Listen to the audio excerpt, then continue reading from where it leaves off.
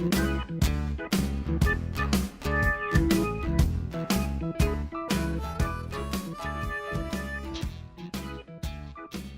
morning, Jerry. Good morning, Brad. Welcome to episode 3 of Desperate Times, Which we're going through right now as we speak. Times are very desperate. We are getting desperate. I'm Jerry Danielson. And I'm Brad Mendelson.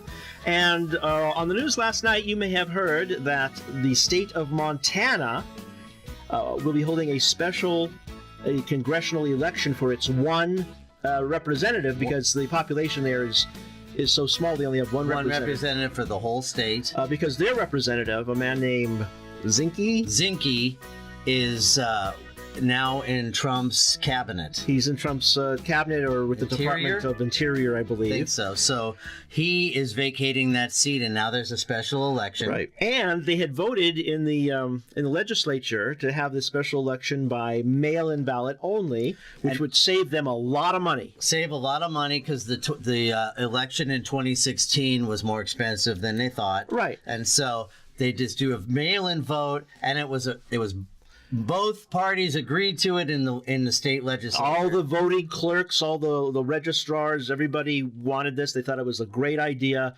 We're going to vote by mail. We're going to save a lot of money, hold a special election, and be done with it. And then the Republican lawmakers, some of the top guys, said, no, we can't do that special election with the mail-in votes because too many Democrats would be voting. Right. In mail-in elections, more people vote. More people vote, therefore Democrats have a more likelihood of winning, because the Democrats actually are a majority. We've talked about in past episodes how right now we have minority rule, in the sense that there are less people who have voted for the people in office than that doesn't represent the majority of the votes, actually, or the possible voting public. So this leader in the Republican Party of Montana, he came out and he said, no, you can't have this because it's going to hurt Republicans in the election. Right. And he convinced the legislature and I guess the governor. I don't know. He's a Democratic governor, isn't he?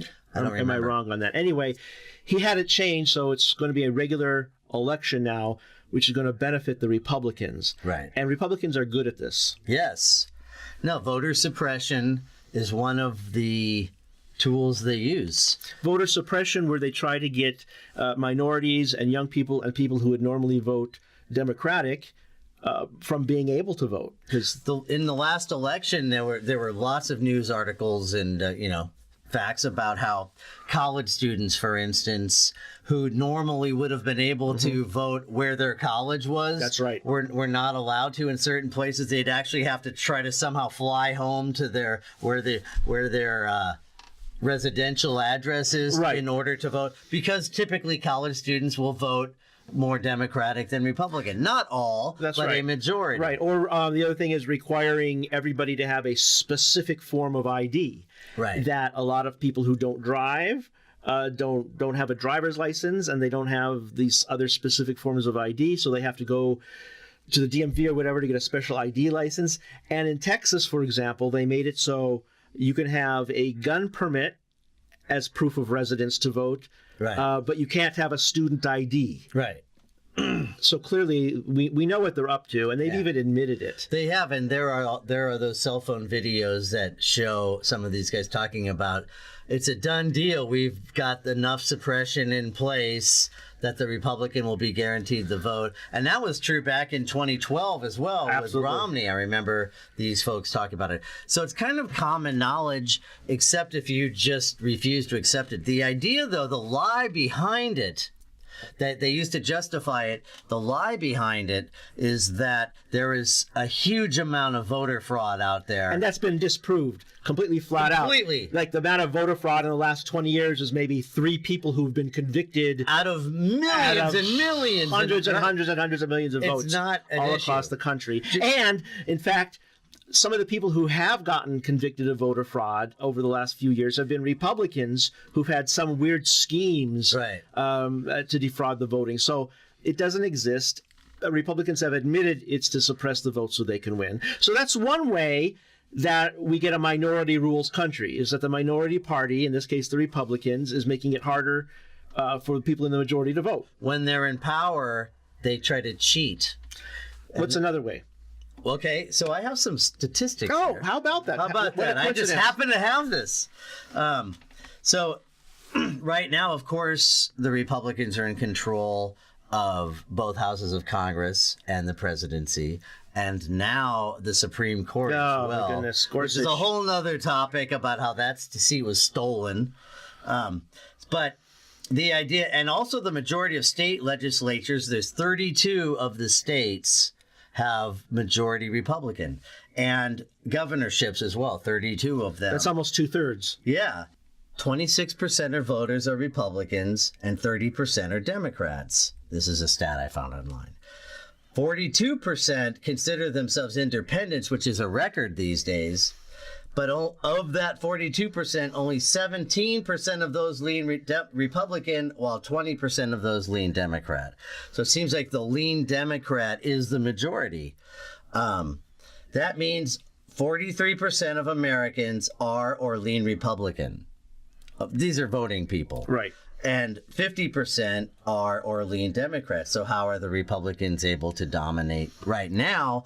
And this talks about gerrymandering and voter suppression, dark money, and fraud. Right.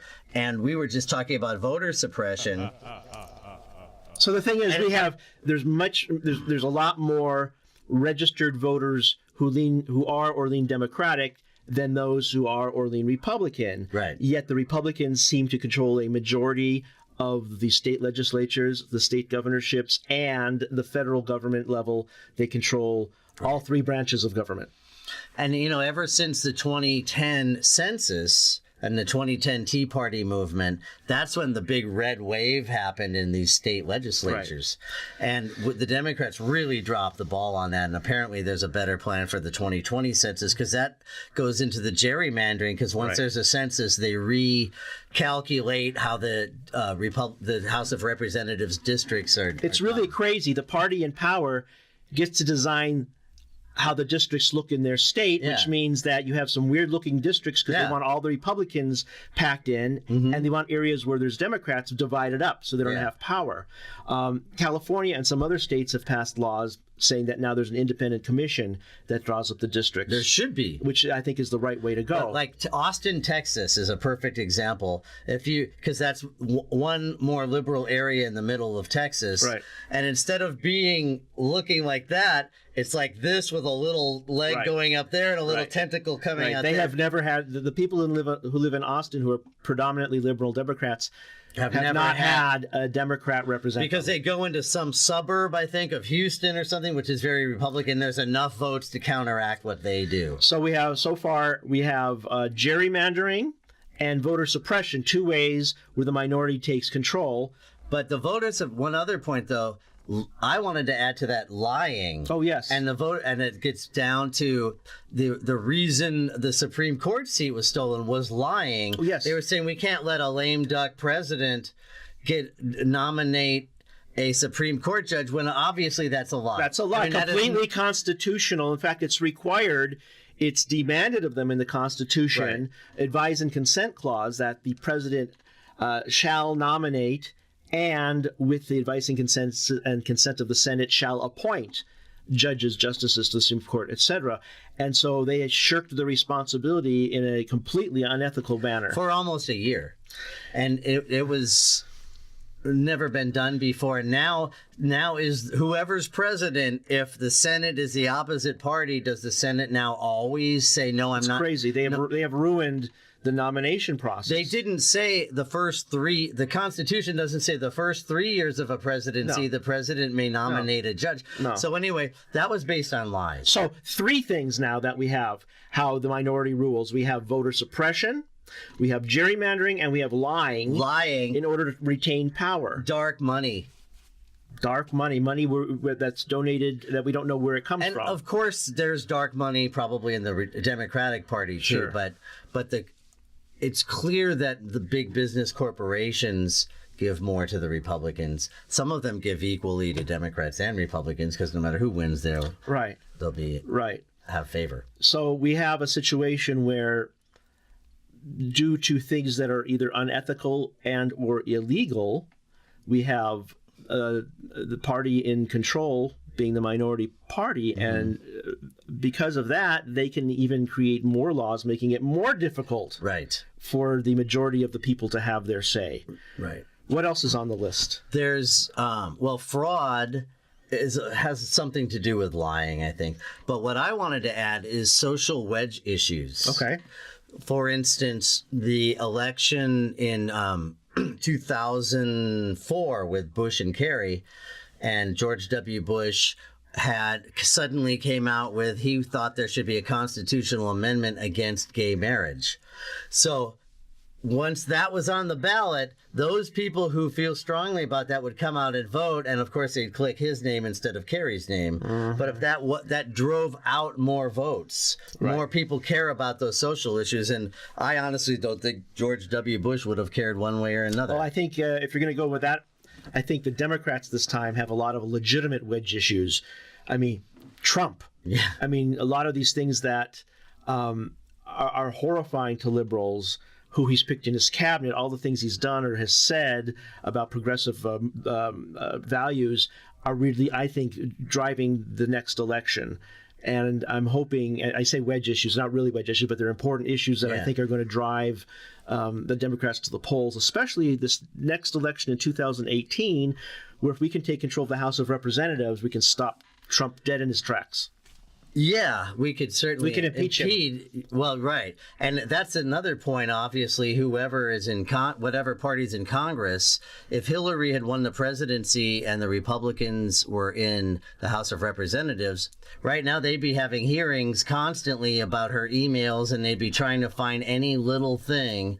But now they just completely look the other way. Right. Well, any one of the probable 2 or 3 dozen things that Trump is doing, they're looking the other way. Any one of those things in a normal presidency would be the cause of investigation. Which brings me to another thing on the list. Yes. Is these investigations that the parties do in Congress. When they investigated Hillary for Benghazi, and when they investigated her for her emails, it wasn't because they wanted to get to the truth, is they wanted to discredit her because they knew she was going to run. And it worked to a large degree. It worked to some degree. In McCarthy, the guy who was going to become Speaker of the House, Kevin McCarthy. He came from Bakersfield. He came out and literally said, "We've got Benghazi, and that's going to bring Hillary down." That was the idea because they were afraid she would win the presidency. Absolutely. They're very open about it. And when the Supreme Court struck down the sections of the Voting Rights Act, there was a section that said there's certain states that have a pattern of discriminating against voters. And so these states, if they're going to change their voting laws, they have to get approval of the Justice Department, right? And the Supreme Court, the liberals, or the conservatives in the Supreme Court said, well, look, there's not a lot of voting misconduct now. Yeah, so we don't need that anymore. But the reason there wasn't was because of the law. And as soon as they struck that day down, after, all these suppression laws came up. Some of them have been stayed in court. Some of them are being challenged now. But the fact of the matter is, they couldn't wait. They couldn't wait. Okay, here's the fact. The conservatives, the Republicans, cannot win elections based on the merits of their ideas in this country. They need to resort to these issues that we're talking about. These are tactics. Yeah, the tactic to get power. For a party, for people who say they hate government, they sure love control of it. And they say their main purpose is to dismantle or deconstruct government. But then when they have the power, they feel it, just like a lot of people would do that. But the hypocrisy, I think, is greater. Well, yeah, the hypocrisy is predominant. I mean, that's the whole ruling motto of the people, the Republican Party. Right. Is, we don't care what we tell the voters because we're going to make the voters, believe us. We're going to do whatever we want. They'll do anything to get power, which is true sometimes with Democrats too. But in this case, there's a huge divide. Well, it's not right. It's not just the Republicans that do some of these things. However, it is predominant with the Republicans, and it seems to be the way that they do business. And, Democrats like to talk about issues and helping people and bringing people up, and the middle class and the poor. And Republicans seem to always talk about depriving people of rights, taking things away from people, not allowing people to have health care, not allowing the poor to get an education. And there's actually was a Republican congressman I saw on television the other night who was at a town hall, and he actually said he does not believe health care is a right of American citizens. Yeah, because should healthcare only go to people who can afford it?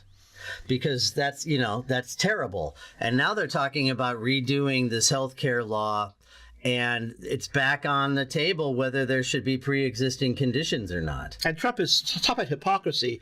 Trump goes on TV several times before the election and after the election. Everybody's going to be covered. It's going to be great insurance, and it's going to be less great. It's less huge. and It's less huge. expensive. I know he doesn't give a crap. He wants to show that he's done something. He has no principles. He's got no principles. And there is no morals. policy. Like you were saying earlier, people treat him like he has some sort of secret policy that he's cleverly going to make America great again, when really he's just winging it with a lack of knowledge. He spent 10 minutes talking to the president of China and said, who knew it was so complicated? Right. Everybody except him knew it was complicated. Yeah, and they shared a beautiful piece of chocolate cake. The cake was beautiful. Yeah, and he gets educated. I mean, he has the president of China educate him on world history. I mean, at least he should Wikipedia the topic before Something. meeting with the president of China. The man doesn't read. He has no morals. He has no principle. He's only interested in making money for himself and his children. He doesn't know what he's doing. He's not bright. Yet, you see these analysts on television picking apart, trying to figure out his strategy. His clever strategy when there is none. He is not. They should not be treating him like he's a normal president. They need to be treating him like a sick-minded criminal who has hijacked our government and is intentionally doing things to subvert our democracy vindictively. It's all about the money with him. Why would you put this guy Price in charge of the EPA, the guy who wants to dismantle the EPA? And DeVos in the the Department of Education. Because he doesn't care. He had Bannon give him a list. Here's the people you should pick. And Bannon has made it clear he wants to dismantle the executive state. What does he know? The administrative. He said he wants to dismantle the administrative state or whatever. Yeah. What the hell But are the they talking DeVos about? family, her husband she was very wealthy, and then her husband was very wealthy from a different source. And they gave so much money to the Republican Party. It's almost like back in the Nixon years, if you gave Nixon $200,000, he would make you an ambassador. There is so And much. $200,000 in the my God. 1960s, in the late 1960s, $200,000 was a lot of money, and that's totally illegal. But it came out later. If you donated $200,000 to Nixon, you could be an ambassador to Burma or something. Remember Trump talking in the campaign about Hillary, and he was going, it's called pay for play. Yeah. Pay for play. He loves these cliches. Yeah. But yet, that's everybody in his administration Did that has done that. Rex Tillerson, the whole Russia thing with Rex Tillerson, who was the head of Exxon, and Exxon was going to make billions, but then Obama put those sanctions in. Right. Now he's the Secretary of State. And guess what? ExxonMobil just applied for a waiver on the sanctions so they can drill. What a coincidence. What a coincidence. So as you can see, when the Republicans are in power, they go quickly to manipulate the world stage. And the Supreme Court matters that much. If there was one more liberal judge or moderate judge on the Supreme Court, they probably would not have overturned the civil rights voter suppression stuff. Those states would not have put into action their new voter suppression laws, and the elections would be more free and fair. I don't know if you heard this. Some Republicans saying that they want to make a deal that Ruth Bader Ginsburg resigns now from the Supreme Court, and in exchange they'll put Merrick Garland in her place.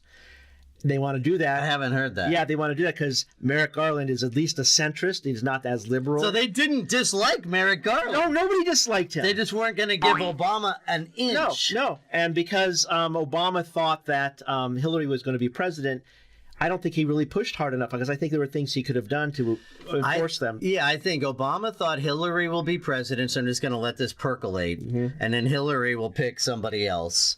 And this happened instead, and now there are problems with that decision he made, because now we lost a Supreme Court seat. It was stolen. And the thing about Gorsuch is, in a regular course of action, if it was a Republican's time to nominate someone, and they nominated Gorsuch, who liberals don't like because of a lot of his positions. And But it still would have been fair and it square. would have been fair. And say, well, he's a smart guy. He just happens to be, Scalia-esque in his opinions. Right. And we wouldn't have an issue about him per se. But I think he's going to have an asterisk after his name forever. Stolen seat. But it won't matter when those decisions come running down, when those decisions come down and they're 5-4 against some of the stuff we believe in. It won't matter if that asterisk is there because the decision is the decision. Let me ask you a question. Do you think there's enough on Trump right now to impeach him for high crimes and misdemeanors? I do, and if nothing else, well, there's several things. I think the fact that he's profiting financially from being president, and the idea that people, foreign dignitaries, might feel obligated to rent from his hotel and use his business as a way to curry favor. Sure. Should be illegal, probably is illegal. And he acts like I don't know anything about that. You're talking about the hotel in Washington, D.C. But what about all the money that the government is paying Mar-a-Lago? Right. That goes to them. He was, oh my God, and all the golf games, and he's traveling there and using up all that money. Now, there's probably no law against that, but is it the right thing? Well, but if he colluded with the Russians, that should be treason. And I don't think as time goes on, the people in his campaign staff, it becomes more and more clear that some of them, at least, directly dealt with the Russians. Oh, absolutely. With the purpose of timing Wikipedia leaks. Absolutely. And all those bots they have on Facebook. It clearly was colluded. Clearly, it was an act of war on Russia, on America. Cyber war. It was an aggressive. I think it was an act of war. And I think that the way that the Republicans are handling this is disgraceful, because they think they're going to get what they want. If it was Hillary, there would already be impeachment proceedings. But if it's true, like that Carter Page guy, did all these people really do all this stuff without Trump knowing? I was going to say that because that was Reagan's defense. Trump. Ollie North and Seacrest and all those guys, Secord, they all did it without Reagan knowing. Trump knew everything. Right. Now, so did Reagan. I can almost say Reagan was so detached at times that he knew about Ollie North. He knew about Ollie North, but there may have been things that were done that he didn't know. I think everybody reports to Trump. I think people are proud to report to Trump, and I can't believe any of this would have happened if Trump may have not been active in it, but he knew and approved of what happened. But they learned from Nixon plausible deniability. So with Reagan, they purposely don't tell me, I don't want to know the details. So that way when I get on the witness stand and if it comes down to it, I can actually say I don't know the details. But then when he finally took the witness stand, he said, I don't remember 150 times. There's a song in Hamilton, the 10 Dual Commandments. These are like, I think Lin-Manuel Miranda put them together as 10 commandments of duels, but these are the rules of the day. And one of them is each person has a doctor there, but before they fire, the doctor turns his back on it, so they can have deniability that they saw anything. Okay. So that's kind of what this is. However, it's becoming really obvious that they're very poor at this because there's so many breadcrumbs that they left around. And listen, the president takes an oath to protect and defend the Constitution, right? Right. Anything he does against that oath, to me, is breaking the law. And against the oath, that's for sure. It's anything he does against his oath, to me, is grounds impeachable offense. For impeachment. That's what they did with Nixon. If you look at the articles of impeachment, some of them have to do with him breaking his presidential oath. And clearly colluding with the Russians, who are an enemy of ours, making all this money off American citizens, doing all this stuff that some of it's illegal, some of it's unethical, clearly is a violation of his oath of office. And one of the things I hope is if we can take the Congress, so the Democrats can take control of the House of Representatives, who does the impeachment, that they proceed with impeachment proceedings immediately. There's grounds for it, and we're what, 93 days in? What I don't understand is if he goes, the Republicans, Mike Pence, who to me seems a much better president for the Republicans, more stable, more knowledgeable. Nobody's more conservative than he is. Yeah. It seems to me they'd be rushing to get rid of Trump because, and with Pence, I don't like Pence's policies either. I think he's a danger. I think he's a bigot. Particularly for women. For women, for the LGBT community, for minorities. But he's a normal extremist who we can campaign against because we know the issues, we know where he stands. With Trump is dangerous because he is uneducated. He doesn't read. He doesn't know what he's doing. Nobody knows what his next move is going to be. He drops bombs on whims. What the hell? Well, he got good press out of the first time, so he had to do it a second time because it's all about him. It's all ego.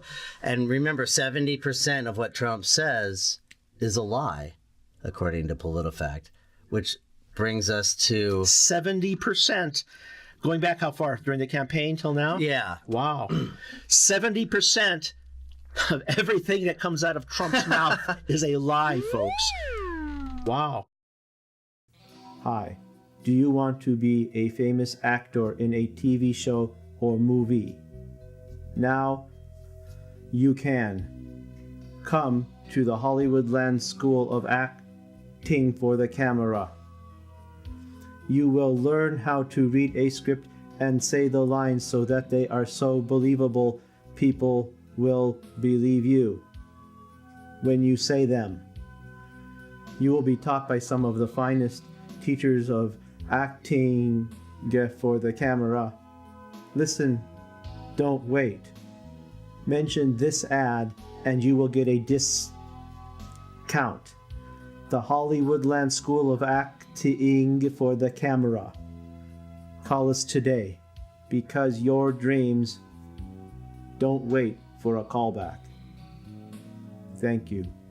The Hollywoodland School of Acting for the Camera, because your dreams should never have to wait for a callback. So we've talked a lot about the problems facing the majority in our country under this new minority rules era. Right. So the question remains, in a democracy such as ours, a representative democracy, how does the majority get control back? And how do we make sure that our votes are counted and that the minority is unable to do the things that they have been doing? Well, we were talking about voter suppression. So one thing that needs to be done is always fight that. Just keep fighting voter suppression. And there are a lot of activist groups. Activism is one way. And some activist groups in the states, like California, doesn't have much voter suppression that I know of. Right. So we hear about it in other states, mostly here. But all, the people who are on top of that. In fact, we have just the opposite. We allow 3 million illegal aliens to come and vote. The president recounted the idea, one that he has pushed several times in the past, that between 3 and 5 million illegal votes were cast against him during the election. Now, this is something that is just not true, flatly not true. No evidence has been presented by Trump or his top associates to back up this claim. And all 3 million were in California. And they all voted for Hillary. All voted for Hillary. If not for that, he would have won the popular. So go on.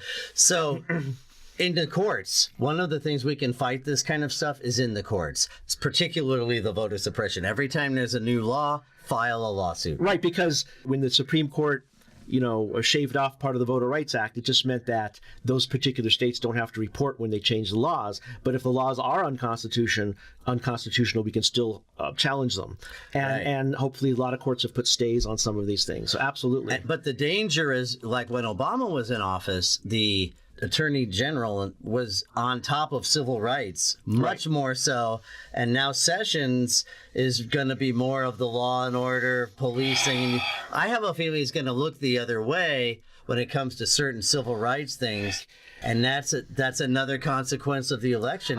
And he just made this statement about how why should Hawaii have a say in border things because they're an island. He said, why should an island in the Pacific be able to stop a presidential, order? Because they're a state. They've been a state for, 70 but years. That's the way it reflects the way he thinks.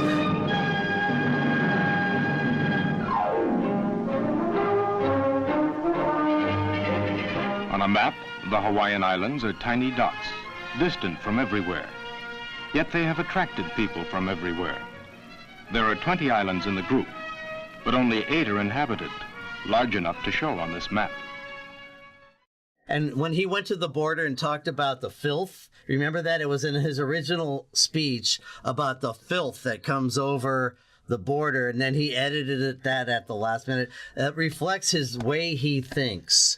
And so Jefferson Beauregarde sessions. Oh, I've got the vapors. Oh, give me my mint julep, and then I'll make my decisions. He is going to look I fear he's going to look the other way when it comes to voter suppression rights. So then it's up to the state governments. It's not, the federal government may not do much. The federal government won't do anything in voter suppression. Because they want the voter suppression. That's right, because it benefits him and his party. So the states like Hawaii and was it Washington that have filed, that people have filed these court cases in this instance against President Trump's executive orders regarding immigration, have put a stop to that.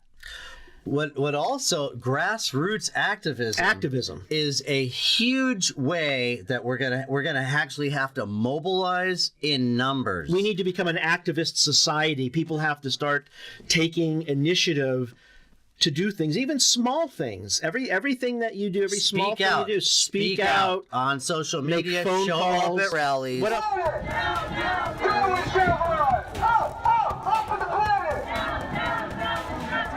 Science March on Earth Day to protect the environment and tell Trump and his administration that they are wrong and that we will work to defeat them for the benefit of the planet.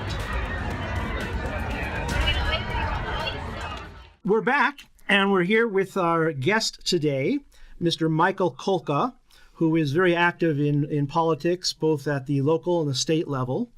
And Michael, why don't you tell us a little bit about your background? Well, I've been active, or at least aware of politics, pretty much all of my life. First campaign I was aware of was JFK. Progressed through some years of college where I wasn't particularly rabble-rousing. But got re-inspired when I moved to California and felt it was time to get more involved. I first joined the local Democratic Club. I stayed with that for a few years and became club president that I served for 6 years. And at the same time moved on a dual track to be involved more in county politics and San Fernando Valley politics, basically Southern California. Today, what positions do you hold in the various associations and organizations? I'm an elected member of Los Angeles County Democratic Party. I am a officer, second vice chair of the Democratic Party of the San Fernando Valley, and I'm a member of the California Democratic Party Executive Board. Very good. As well as a delegate to the state convention. And I'm a delegate too. That's true. And I'm a former delegate. Yeah, and he's a former delegate, so we're going to be going to the convention in California, the Democratic Convention in Sacramento, May 19th, 20th, and 21st. Correct. So we were talking a little bit about the minority rule in this country, how we have elected officials, both at every level, both at the state level and a national level, Federal, who do not represent the majority of their electorate. We mentioned how there are places in Texas, like Austin, Texas, where it's so gerrymandered that part of Houston gets to vote with them because of the weird shape of their district. And so even though that's a more liberal area, they still always elect the Republicans. So the question, Michael, is how did we end up this way? How did we end up what are your thoughts to on be a that, minority rule country? We weren't paying attention. National politics, presidential politics in particular, is sexy. People get involved, they get passionate, and every 4 years they break out of their shells and pay attention somewhat to who's running for president. Doesn't mean they vote, but they pay attention. And when they do vote, they sometimes only vote for president. They don't vote down ticket because they don't know the people that they're being asked to vote for. And that gives us, I believe, the current number is 35 of the state houses and state legislatures out of the 50 are in Republican hands. And that's who sets where the redistricting is and the gerrymandering you mentioned. All of that is controlled at the state level. Of course, we know in California now we have a supposedly independent committee that draws up the districts. How has that been working out for us? Well, we've only been through one major cycle on that, because that's affected every 10 years with redistricting, and that's based on the census. It is probably fairer, though, than having it solely in the hands of the majority party. which is the way most of the states are doing it. Which is the way most of the states do it. Yes. Absolutely. You mentioned that we weren't paying attention. Go into that a little more. Well, when I say we, I mean on a national we. As I'd said earlier, people don't pay attention to local politics the way they need to. They need to be engaged in, for want of a better way to put it, the local dog catcher. Now, we don't have one in this community. We have county animal control, but that's the lowest level elected official. You need to pay attention to that.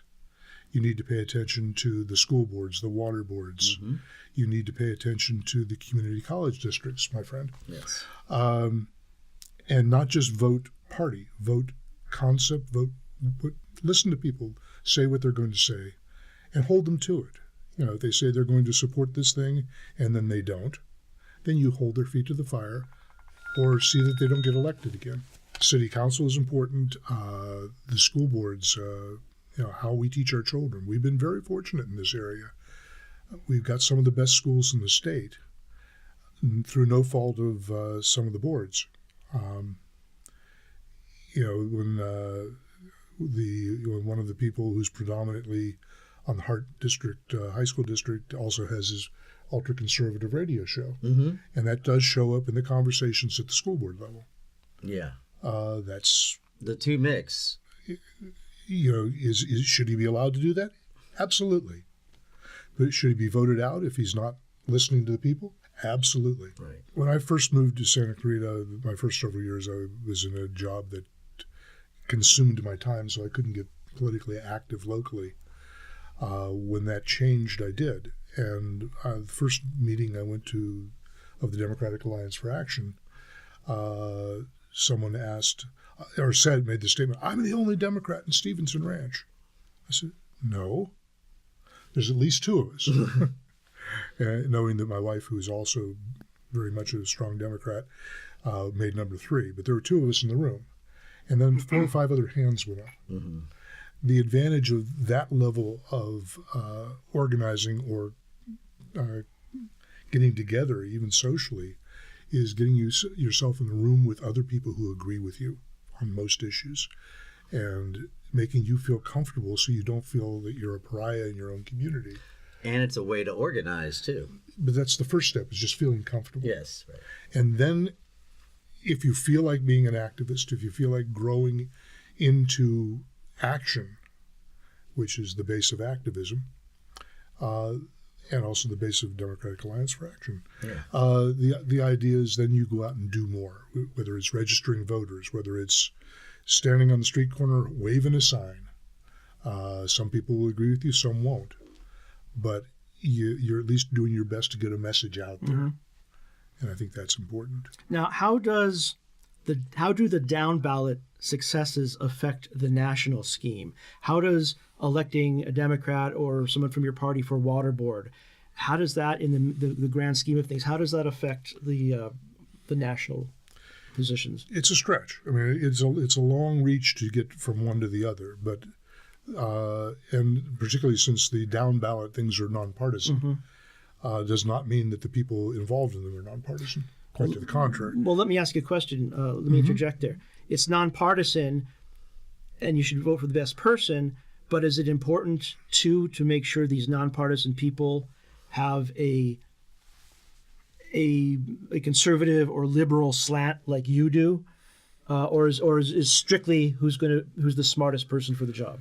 Well, ideally, we would always want the smartest person for the job. Unfortunately, some people don't want anyone who's elite. I've never understood that, but that's why wouldn't you want somebody who's smarter? But that's just me. Yeah. But you do a couple things. If you bring people in at the lower levels, and you elect good people who share your core beliefs and your core philosophies, I think that's what we're talking about. It's not so much they've got to be a Democrat. Right. They've got to believe in the things I believe. And I'm more likely to find that in another Democrat than I am in a Republican or someone from one of the fringe parties. Not the no party preference, I understand that. But, someone who doesn't agree with me. Right. If you're on a school board and you don't believe in collective bargaining, it's a hugely different aspect than if you are on a school board and you believe in collective bargaining, and that'll trickle down to the whole community. Right. And collectively that affects the county and the state and all that as well. So it can grow from there in trends. And of course there are trends to get rid of unions, and there are trends, people who are against unions are afraid of the collective bargaining because there's more strength than the individual, because these individuals don't have the money that the huge corporations, because it always boils down to money as well. And so that's one reason they're against collective bargaining. So that affects school boards all over the place, because there are school board members who are against collective bargaining, and the faculty and the school board are at odds. That's a lot different than if there's a more harmonious relationship between the faculty and the school board. That would be true. I've also noticed a lot of school board members stay on the board forever because nobody wants to run against them, because it's not a sexy job. And so a lot of these people have no opposition. They run unopposed. And I think that's a problem, because put aside term limits, because we talk about term limits and everything, but I don't think anybody should be in a position for 30 years. Right. Even with the College of the Canyon School Board, by the way, which was districted into 5 districts as opposed to at large here locally in Santa Clarita, that was even gerrymandered to some extent. I mean, it's not exactly even. It has to be the same amount of people in each district, but I've heard how even that was slightly gerrymandered to benefit the person who was already on the school board. And so it runs deep, the gerrymandering stuff, and because our underlying thread here is minority rule still, and so that's how you can influence the vote, by districting right there. You're picking your voters rather than your voters picking the candidate, to the prevailing candidate. Couple different things. As far as to answer your question, why do you leave somebody on a school board or a college board or whatever for 25 or 30 years? You just put up credible candidates and support them so they can get out there and win that election. I would say it's that simple, but it's not. I mean, it's not simple. It's hard work, and unfortunately, it takes money. And it's a little bit easier to do in a district than a at-large thing, because there's less people involved. But you've got who's controlling the districts. Back to the gerrymandering again. That does have an effect. Also, back to unions for a moment. Unions in general, not just the schools, have done a fairly poor job of messaging as to what unions have done for the average person.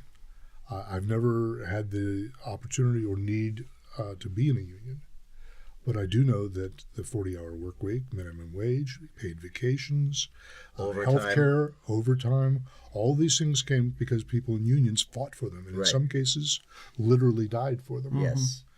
And that doesn't mean that the union bosses in some of the unions have not gotten bloated and they're less likely to work than the average member. And they wear their $3,000 suits just like the politicians do. Right. But that's a union issue that can be resolved within the union. It should be. So then federally, of course, the big debate, every time there's a popular vote for the presidency, there's a popular vote that's different than the Electoral College, the losing party screams bloody murder. And the losing party of recent decades happens to be, us. And so, and I researched this, and in history, there's only one other time. It's only been 5 or 6 times in our whole history. And there's one other time in the and I'm sorry, I should have researched this beforehand. Within a 20-year period, there were 2 people. Right. And then, but every other time, it's been a huge amount of time between. And now we had it in 2000 and then 2017. I do want to correct you on one thing. 2016. In this case, it wasn't just the side that didn't prevail that complained. In this case, the winner complained. Yeah. He said we still stole the votes. It was rigged. Because he wanted to win everything, the popular vote and everything. I contend a lot of people are saying, let's get rid of the Electoral College and keep the popular vote. But as I've mentioned before, that will only work if people come out to vote. There's almost an argument to be made to get rid of the popular vote, but put the Electoral College back to the way it was intended, which is not partisan. obviously there's going to be partisan people elected, but we have several sets of electors in every state, depending on which party is voted for, either the Democrat or the Republican or the independent electors, and then they're pledged to vote for that candidate. That is not how the Electoral College was designed. It was designed as representative democracy. Right, representative and democracy. the states got to select them any way they wanted to, and obviously if the state is primarily one party or another, perhaps those electors will be geared toward that party, but it'll be a mix. And I think there's something to be said for the fact that we are not holding elections even the way our founding fathers envisioned them. And if there was only popular vote, then the candidates would all campaign up and down the coasts, and the middle part there, like Montana, why would somebody go there? So the idea is that each state has more importance in some ways by having the Electoral College. Kind of the difference in the Senate and House of Representatives. I mean, the basic concept is the House of Representatives is spread amongst The people. Right. And the Senate is evenly split amongst the states. Right. It doesn't work as well as we might like, but that's the concept. Well, a state like Montana that has 2 senators and only like 300,000 or 400,000 people. And one congressman. And one congressperson. They have proportionately, those people have more say federally than California, which has 35 million or something, and we still have 2 senators. Another way minority rule can work is by suppressing the vote. By suppressing the vote or making it harder to vote, or, they don't, and they say and they make up stuff about, meaning our opponents, make up stuff about how there's so much voter fraud, and statistically there's very, very little voter fraud. There was I believe I read it yesterday, there was a report on the extensive fraud in North Carolina with, I'm going from memory, 4.8 million votes. They did find fraud. One person. Yeah. One fraudulent vote out of 4.8 million. Now, they did find other things that they could fix within their electoral system and make it better. So there are less people who were double voting because they didn't know better, less people who were, they had felons on probation that were voting, which by their state law is illegal. Most states now, felons, once they've served their term, can vote. So there was confusion there, and fix the confusion. So to get rid of the missed votes or the wrong votes.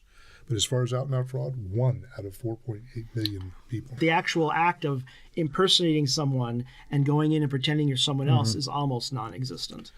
But the voter ID laws, to make sure that doesn't happen, are disproportionately affecting minorities. Oh, and without a seniors. doubt. Well, of course, Texas has, and young people. And young people. Texas has a rule where you can show your gun permit to vote, but you can't show a student ID, even for a state college. Crazy. Yep, pretty much. So that's a tool that is used. Sure. And they go so far as to admit it privately, and then somebody with a little cell phone records it, and then it goes all over the news, and it exposes them. But it still doesn't change the law. No. How do we get more people to vote? Pay them? No. Actually, that's been proposed. And have a national holiday. Now that's a national holiday, more than one day for voting day. I mean, why do we vote on the second Tuesday of November for national elections? Had to do with harvest time. It had to do with farmers having time to get into the area to vote on non-market day. Right.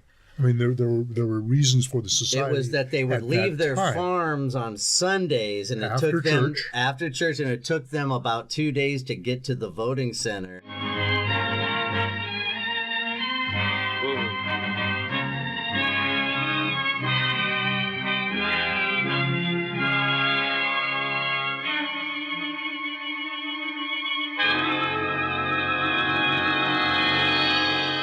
And that's why it's a Tuesday. I mean, Wow. So, yeah, we could make that a national holiday so people don't have to go to work, and they can just concentrate on their responsibility to vote. In Australia, they require everybody to vote by law. As another idea. They do, or simply like Oregon does, and do every election by mail. Yeah. I like that. And we, of course, here in California, we can do early voting, which should be allowed everywhere. We can also do absentee ballots, which is by mail, basically. All I have to do is request it. They mail it in. It's really simple. I've done vote by mail for a lot of years. In my years of being a voter, it was 21 when I started. Now it's 18 for the last many years. But I've missed 3 elections of any kind in those years, and 2 of them were because I had moved recently to re-register, and one was because I had a boss who said, "No, you're not going to be there on that day. You're going to be over there." So okay, I wanted to keep my job. Yeah. So I missed an election, but how much does your vote count in a local election? A lot more than a national election. Oh, yeah. With the prior job, one of my client bases was schools. I sold food to school districts, and the school food service director, who was a friend, came to me, knowing I was a Democrat, and said, "I think you should consider this person." Friend of hers, she told me why I should prefer her over the opponent. I voted in that election, and the person I supported won by 8 votes, district-wide. Now, if I hadn't voted, or if I'd voted for the other side, that would have been a 2-vote swing. Now it would have been a 6-vote difference. Right.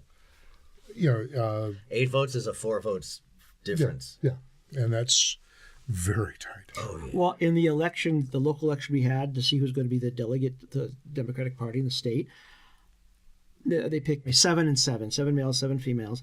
I missed getting on it by 5 votes. Right. Which means, and we had like a lot more people voting this year than almost ever. Like I voted for 4. Thank you. I did too. And I went out and I shook hands and I introduced myself. And had I continued that and met 5 more people, right, and convinced them to vote for me, I probably would be going to 5 Sacramento votes with is you. the swing of 3, really. Right. Mm-hmm. Absolutely. So it does. But I also have a theory that you need to vote regardless or not of whether you think your vote counts. You need to vote. You need to get in the habit. Everybody votes all the time. And my example is if you're on a deserted highway in the middle of the desert and there's a 4-way intersection, right? And you can see all the way around. You can see there's no other cars coming. You still stop for the stop sign. Yeah. You still stop for the stop sign because that's what you do. You don't go just because you're not going to have an accident, you don't get caught, because that's what you do. We can't have individuals picking and choosing when they vote based on what they think the outcome is going to be. Right.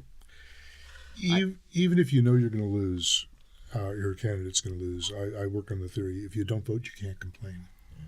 That's true. You earn the right to complain about the existing thing if you voted. But nobody really knows. I mean, well, I live in California. Everybody's going to vote for Hillary. It's going to be fine. If everybody thought that way, we'd have a problem. People in Michigan? So many people thought she was going to win that the vote turnout was low. What did we say last time? Two votes per precinct.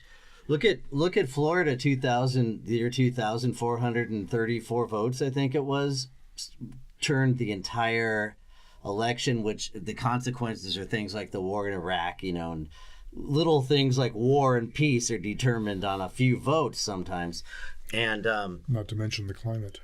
And then, but when people tell me, okay, it's California, it's blue, I shouldn't vote, I always say, okay, don't vote for president, vote down ballot. Because the people like we were just saying, the people in your neighborhood, the city council, the school board, the water board, what about your local congressman, the city assembly, the state assembly and all that? That matters. These people live among us. There are in our community.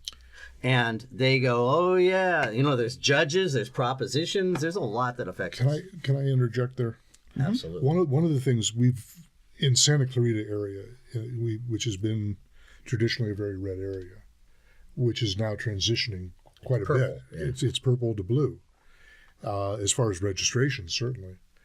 And people are still used to voting for the Republican with a nice smile. But we're getting to a point now where we're actually getting choices between Democrats. And can we vote for this Democrat? Before, we just voted for whatever Democrat there was, whatever warm body there was that said they were a Democrat because we were Democrats. Right. Now we're getting choices. Is this person a good candidate? Is this person a good person for the position they're running for? They can be a great candidate and be well funded and still not be good for the office that they're running for. Right.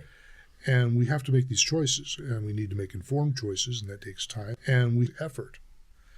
But it's effort well spent when you're successful. Well, it's been a very interesting conversation, Michael. We want to have you back because our next episode we talk about activism, and you have a lot of experience in that. So thank you for sharing your time and your background with us. Okay. And we'll be back. We'll be back. And now, the lie of the week.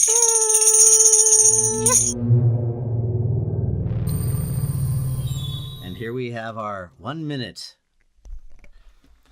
So what's the new lie of the Donald week? Trump said on Monday, April 24th, 2017, no administration has accomplished more in the first 90 days. And of course, FDR and Barack Obama and many presidents. Ad infinitum. What has he done? Executive orders. He's done a lot of executive orders for which he was very critical of Obama for doing them. And his executive orders don't really do anything. And the most significant ones, the courts have overturned, like the travel ban. And the sanctuary cities now. The third court overturned the travel ban one. And then the sanctuary cities, they issued a restraining order before he even issued the executive order. They say, well, we know what you're going to do. Don't do it. So in the first 100 days with past presidents, there's been legislation passed. And in his case, can't think of anything. Oh, I know one thing he did. What? Judge Gorsuch. That's right. And there you have, he did one thing. That's our lie of the week. So that's our show for today, Jerry. Yes, it is. A great show, by the way. Yes, it was. And check our next podcast out where we'll discuss a little bit more about activism. Yes. And different ways you can get involved to make changes in your community. Thanks for watching.